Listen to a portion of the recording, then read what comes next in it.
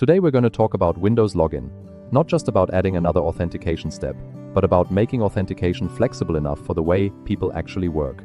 Because not every Windows login is the same.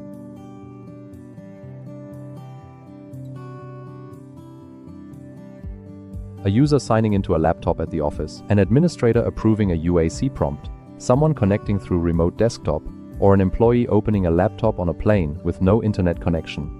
The OpenOTP Credential Provider is designed to cover these different situations. It integrates authentication into the standard Windows login, remote desktop, and credential prompts such as UAC. Different policies can also be applied to each scenario, and you do not have to apply the same rules to everyone. Specific users or groups can be whitelisted, while protected principals can be used to enforce OpenOTP authentication only for selected groups, administrators for example.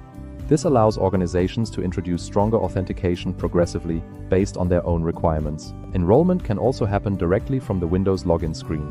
When a user does not yet have an authentication method registered, an enrollment option can appear during their first login. The user can register a software token, hardware token, YubiKey, or within supported scenarios, a FIDO2 key without going through a separate onboarding process.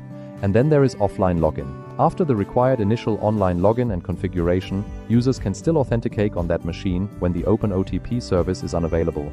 That could be on a plane, while traveling, at a remote location, or simply during a temporary network outage. Compatible options include the OpenOTP token application and FIDO2 security keys.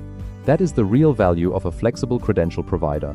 It is not simply about adding MFA to a Windows login screen. It is about adapting authentication to different users, groups, devices, login scenarios, and working conditions. So the real question is not, can we secure Windows login? The real question is, can we secure it without getting in the way of how people work? And that is exactly what the OpenOTP Credential Provider is designed to do. Would this level of flexibility make Windows authentication easier to deploy in your environment?